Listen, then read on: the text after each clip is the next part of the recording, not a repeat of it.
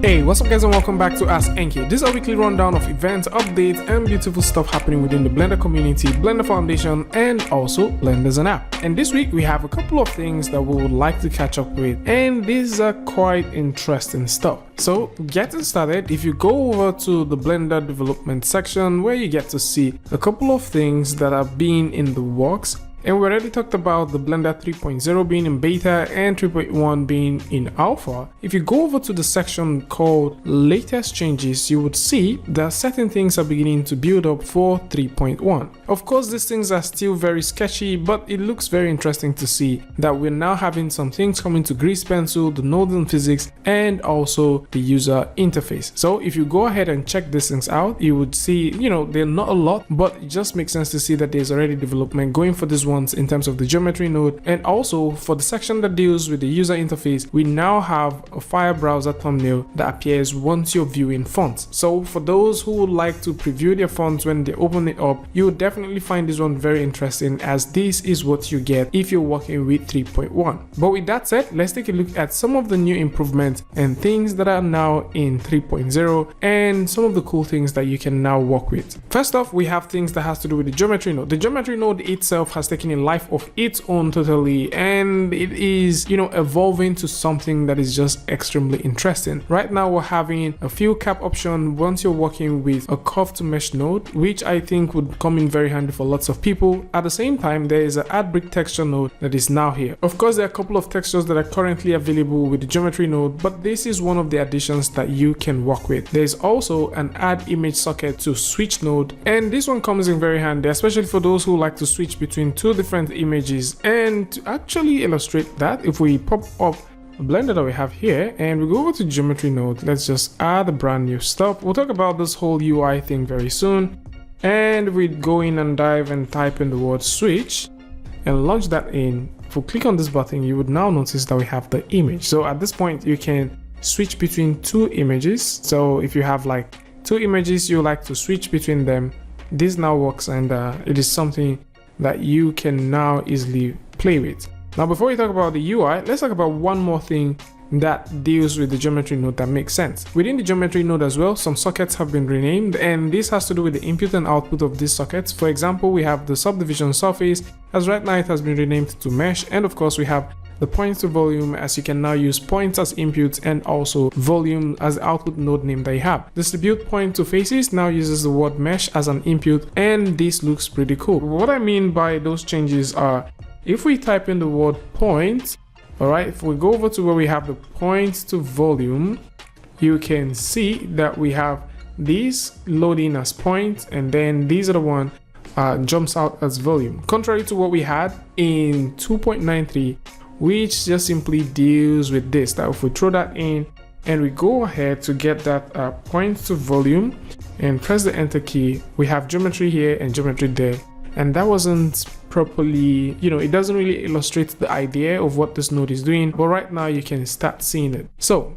with this out of the way, some of the interesting things you would notice with the UI include the grid. Right now there is a grid system that exists in the node section of Blender, so it doesn't matter whether you're working with geometry nodes or maybe you're working with the shading, these grids actually exist. So if I switch over to shading right now, you'd notice that we have the grids, and if we switch back to geometry node, you also notice we have this grids. Now this comes in handy especially if you like to snap, and of course you would also notice that right here we do have the cube, geometry node, and also the geometry node. And if we just go ahead and wire this all the way back, let's get rid of this and jump over to the shading, you'd also notice that we have the cube, and right here we have material. So this makes sense. There's also a very cool overlay feature that exists here. So if I click on this drop down, you notice that we have the wire colors. We talked about this one when it came out, and if we scroll down, you also notice that we have the annotations. Meanwhile, once you look over here, you see that we are beginning to have a tight integration with Omniverse, as this now offers you a replace with Omniverse PBR graph template and a replace with Omniverse glass graph template. So there's more of a tight integration coming from the folks at NVIDIA, and this gradually will start influencing how things would work between Omniverse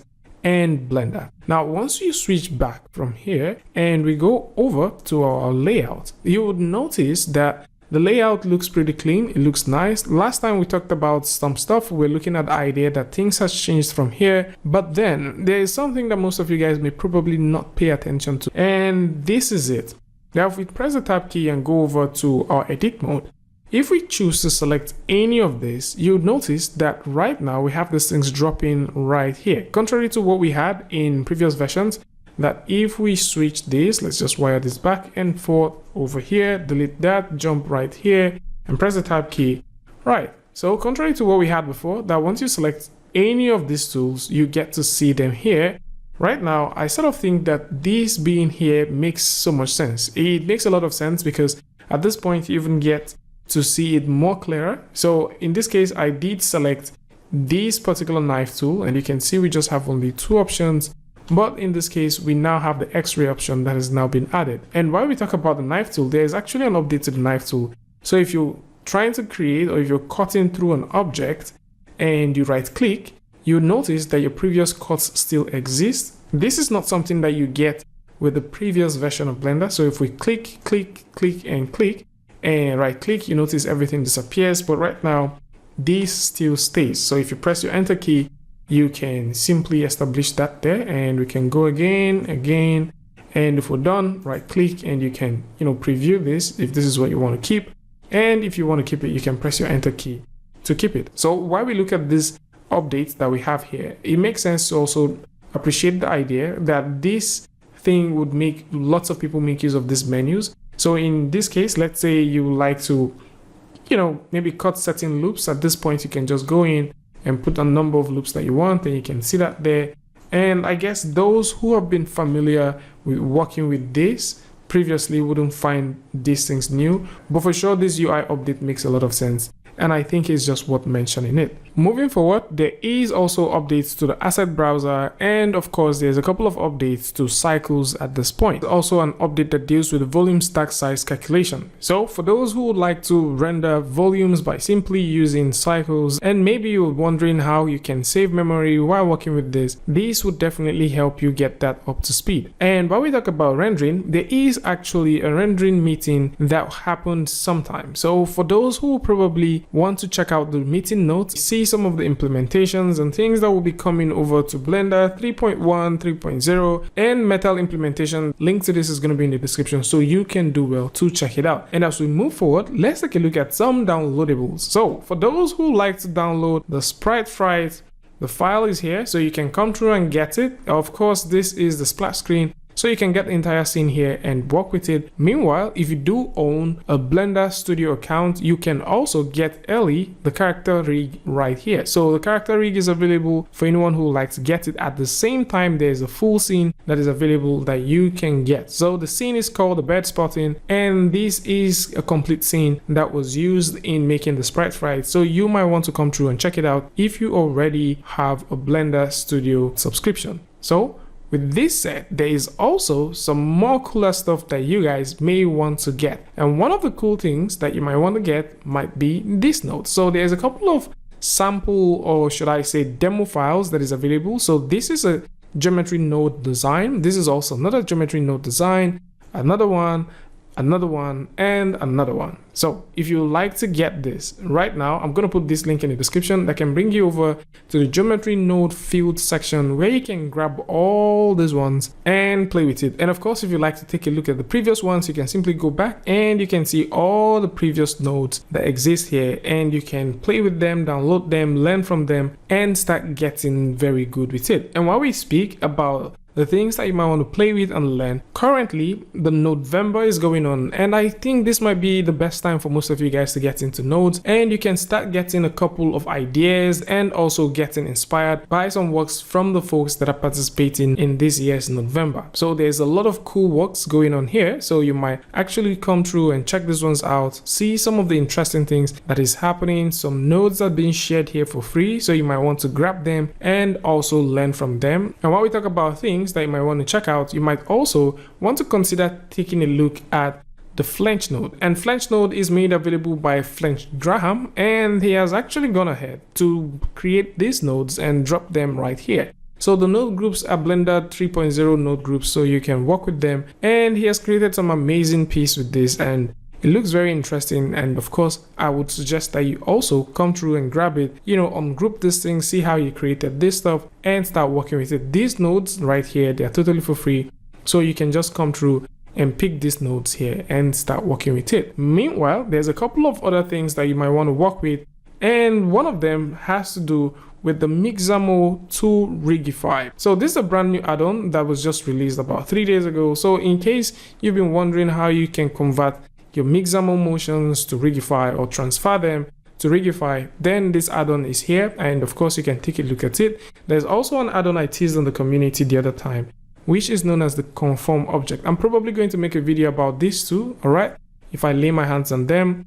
And these ones are also cool. So in case you like to conform a particular object to a surface based on a particular pattern, then this is something that you should consider checking out. There's also this beautiful one which is known as a PBR bridge. So for those who've been thinking about how they can connect Blender to Quixel, Blender to Substance, Blender to Armor Paint, and move their files back and forth without exporting these files, then this is definitely a cool add-on that you should consider checking out. So this is a pretty cool add-on, and I think it will save you all that time of exporting and re-importing your files from Blender to Substance, from Blender to Quixel, and all that stuff. So with this said, there's also this pretty cool add-on that is for free, made available by ANIMA. So it has been registered that ANIMA actually makes free and cool add-ons almost every week.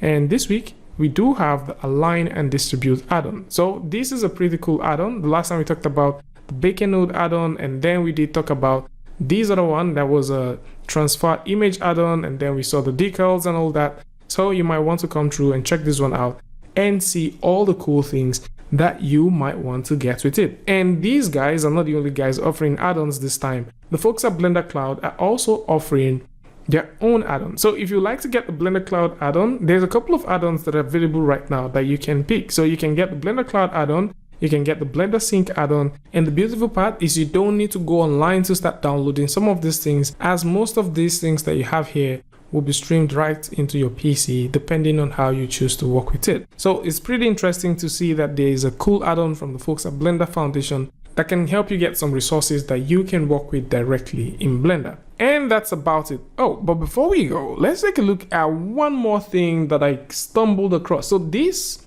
right here is a CG production practice PDF file, and it is made available by a guy known as Tohi Koki, and it is for those who would like to get into Blender. It's more like a beginner's tutorial or beginner's PDF. So if you're a visual learner, you sort of learn by looking at images, because right now you may need to go ahead and convert all of this to understand what is happening. If you're not a native speaker of Chinese, then this might be something that you can take a look at. This PDF teaches you from installation to rigging all the way. It's a free PDF. I'm going to link this in the description. So just in case you're getting into Blender for the first time, you're thinking about how can I get started with it, you know, you want to learn a couple of things, you want to see the shortcuts and all that, this will guide you. Like I said, from rigging to simulation to hair, all the way to particles, every single thing you need to get as an introduction, or every single thing you need to know about Blender